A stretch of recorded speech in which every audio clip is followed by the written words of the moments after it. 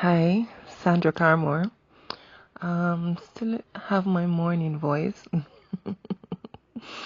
So all my quotes and my voice messages might sound different, but it's still me. My voice goes to sleep as I do, so that's why I'm sounding so different.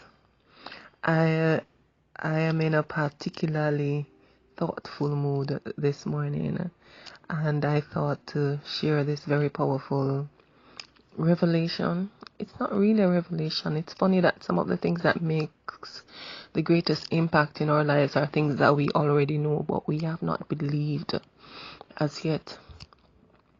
And so I'm seeking to share this with you, and I know that this is something that you would probably know already, but I challenge you and I ask you to put some thought in it, and hopefully it will bring you some enlightenment and change of life.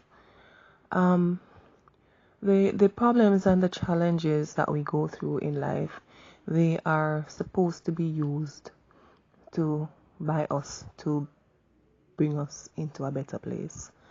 It is recommended that the Bible speaks about not having the sun going down on your wrath, but in a more practical way, we are supposed to have a review of our day, at whatever point, whatever works for you, and all of the situations and the challenges that we go through, we're supposed to review them.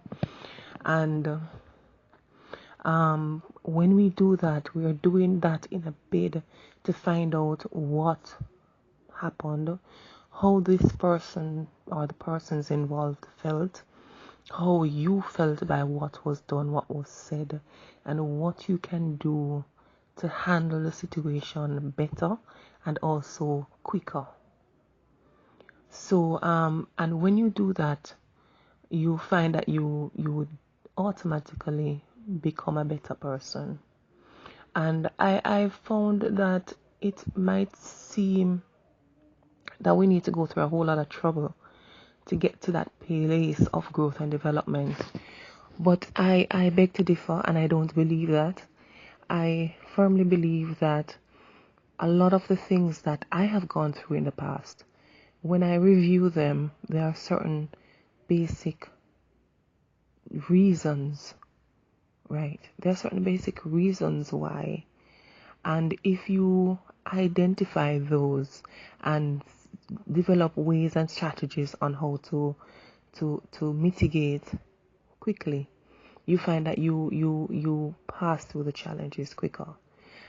We can also do this from the experiences of our fathers, our mothers, our elderly friends and relatives, even from our forefathers, our heroes, our past presidents, our past prime ministers, past vice presidents. When we look at their experiences, we should be able to analyze it in the same fashion that you would analyze your own experience and pick out all of the reasons and use that to grow yourself. So you don't necessarily have to go through an actual rape to be able to empathize with someone. Persons generally think of rape as being somebody coming against your body, but everyday another person's intellectual property, another person's home is violated. It's a possession, just as how your body is a possession, everything else that you have. Your vehicle is a possession. Once someone attacks it, comes after it, and removes anything from it, or have fun, a joyride in it, without your permission, then it is also seen as rape.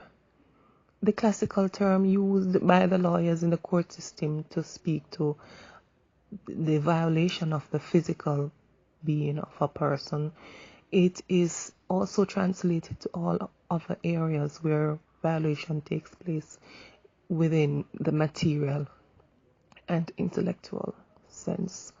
So I kind of gone off into other things, but the main point I am trying to make is use the challenges of all other persons around you to put yourself to put yourself in a place to be able to learn from the experiences, the mistakes, the challenges of others, so you don't have to go through it yourself and become totally traumatized emotionally by all of these things, because it's possible to grow intellectually without the associated emotional trauma that comes from actually living the experience.